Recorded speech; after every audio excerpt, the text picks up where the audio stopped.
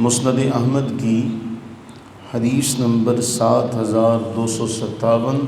اور 7258۔ امام احمد نے اسے مختصراً نقل کیا اور امام مسلم نے بھی ایک روایت میں سے مختصراً نقل کیا اور امام بخاری نے اسے تفصیل سے نقل کیا، اور دوسری اسناد کے ساتھ یہ روایت بڑی تفصیل کے ساتھ ملتی ہے اور بڑی مشہور روایت ہے، ہم میں سے کئی احباب کو یہ یاد بھی ہوگی۔ حضرت سیدنا ابو ہریرہ رضی اللہ تعالی عنہ بیان فرماتے ہیں کہ اذا کان یوم الجمعہ، کہ جب جمعے کا دن آتا ہے، کان علی کل باب من ابواب المسجد ملائکہ، تو مسجد کے جتنے بھی دروازے ہیں، ہر مسجد کے دروازے پر فرشتے آ کر بیٹھ جاتے ہیں۔ جتنی بھی مساجد ہیں تو وہ مسجدوں کے دروازوں پر آ کر بیٹھ جاتے ہیں۔ رسول اللہ صلی اللہ علیہ وسلم نے فرمایا یکتبون الاول فالاول، اور آنے والے تمام جتنے بھی لوگ ہیں ان کا ثواب لکھتے رہتے ہیں۔ آنے والے تمام لوگوں کا ثواب، اب آنے والے جو لوگ ہیں ان کا نام لکھا جا رہا ہے، ان کا وقت لکھا جا رہا ہے کہ یہ کس نمبر پر آ رہے ہیں۔ یکتبون الاول فالاول، پہلے کون آیا، اس کے بعد کون آیا، تیسرے نمبر پر کون ہے، چوتھے نمبر پر کون ہے۔ یہاں اس روایت میں اتنا ہی ہے۔ پھر ایک اور روایت میں حضرت سیدنا ابو ہریرہ رضی اللہ تعالیٰ عنہ بیان فرماتے ہیں کہ جو جمعے کی نماز میں سب سے پہلے آنے والا شخص ہے، یہ ایسے ہے جیسے کہ اونٹ قربان کرنے کا ثواب اسے مل رہا ہے۔ یہ 7258 نمبر روایت مسند احمد کی۔ صحیح بخاری کے اندر بھی بڑی تفصیل کے ساتھ یہ روایت موجود ہے۔ فرمایا کہ فرشتے جامع مسجد کے دروازے پر آ کر بیٹھتے ہیں، جو سب سے پہلے آنے والا ہے اس کے لیے اونٹ کی قربانی کا ثواب۔ اچھا، آپ یہ دیکھیں کہ جس طرح کے ہمارے دور کے حالات ہیں، آنے والے ادوار میں ایک قربانی کا جانور لینا ہر شخص کے لیے ممکن نہیں ہے، تو رسول اللہ صلی اللہ علیہ وسلم نے اپنی امت کے لیے جو بشارتیں دی، اللہ تعالیٰ نے ہمارے ساتھ جو رحمت کا معاملہ کیا کہ سال بعد بھی کرنے کی کسی کے پاس استطاعت ہے، کسی کے پاس توفیق اور ہمت ہے، وہ کر سکتا ہے، لیکن یہاں تو معاملہ یہ کہ ہر جمعے اللہ نے ایسے اسباب رکھے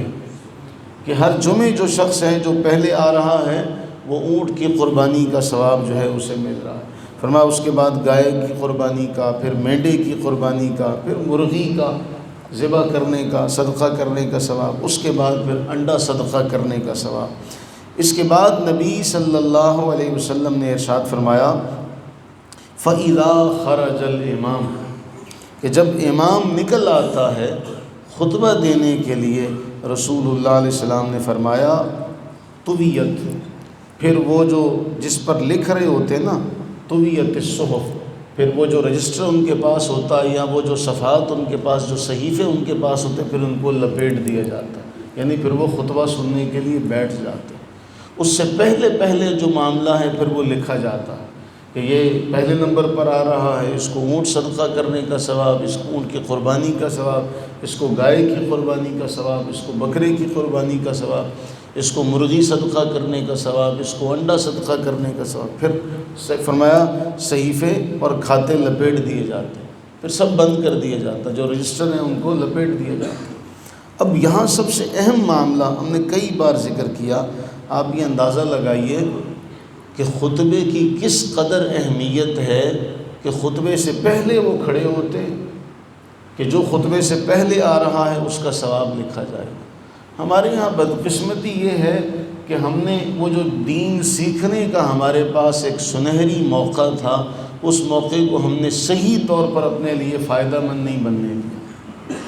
دونوں اعتبار سے۔ نہ اہل ممبر نے، وارثان ممبر و محراب نے اس کے اوپر صحیح توجہ دی الا ماشاءاللہ، اور نہ ہی نمازیوں نے اس کے اوپر توجہ دی۔ وہ فن خطابت کے جوہر دکھانے کا ایک ذریعہ بن گیا کہ اس کے اندر شعر و شاعری کی جائے، اپنے راگ ان کا اظہار کیا جائے، اور جو آنے والے ہیں انہوں نے بھی پھر اس کے اوپر سستی کا اظہار کیا کہ وہ بھی پھر بعد میں آتے۔ اور خطبے کے معاملے میں یہ ہوا کہ پھر خطبہ بھی وہ جو ایک رٹا رٹایا خطبہ کہ وہ صدیوں سے، کئی دہائیوں سے نسلیں گزر گئی لیکن خطبہ وہی کا وہی رہا، اور اس خطبہ دینے والے کو بھی شاید اس خطبے کے معانی اور مفاہیم کا پتہ نہ ہو۔ صد معذرت کہ وہ جو خطبہ منبر پر جو پڑھ رہا ہے جمعے کے روز، وہ جو تحریری خطبہ جو رٹا رٹایا ایک ہم سنتے چلے آ رہے ہیں، تو وہ خطبے کا مقصد کیا ہے؟ ہمیں اللہ سے یہ دعا مانگنی چاہیے کہ اللہ تعالی ہمیں اس قدر فہم عطا فرمائے کہ ہمیں خطبے کا پتہ چلے کہ خطبے میں کیا کہا جاتا ہے،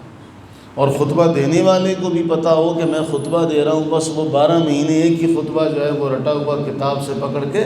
اسی ایک خطبے کو وہ دیے جا رہا ہے۔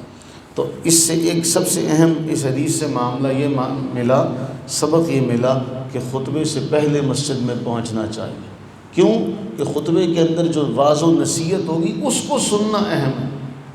اگر صرف 2 فرضوں کی اہمیت ہوتی تو اتنا یہ معاملہ ذکر نہ کیا جاتا، باقی نمازوں میں نمازوں کے ساتھ شامل ہونے کا معاملہ ہے، لیکن یہاں خطبے سے پہلے آنے کی ترغیب دی گئی۔ اور یہاں تو قرآن اٹھائیں تو قرآن فرماتا ہے، اب حدیث میں تو آیا نا خطبہ سے پہلے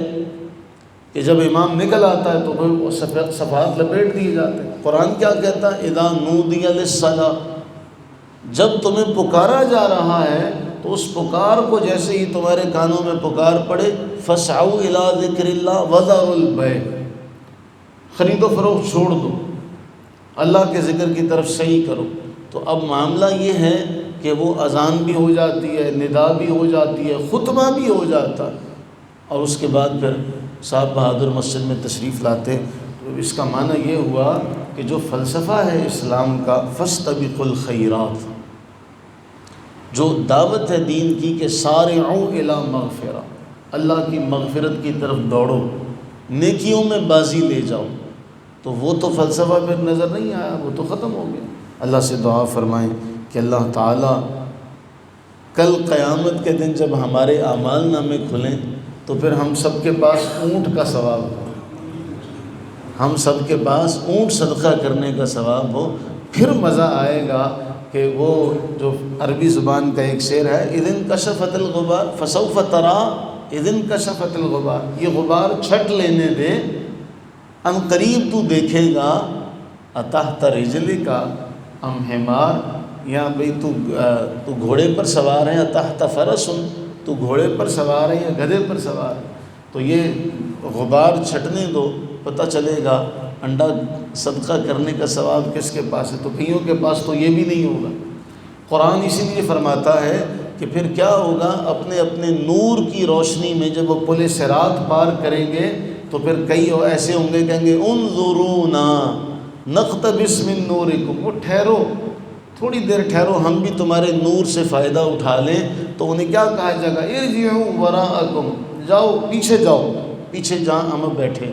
پیچھے جاؤ، فالتمسوا نورا، وہاں پیچھے سے نور ملتا ہے، تو پیچھے سے نور، آج نور جمع کرنے کا موقع ہے۔ تو ہم اللہ سے یہ دعا کریں کہ اللہ تعالی ہمیں ان لوگوں میں شمار کرے جن سے یہ کہا جائے گا انظرونا، نہ کہ اللہ ہمیں کہنے والوں میں شمار فرمائے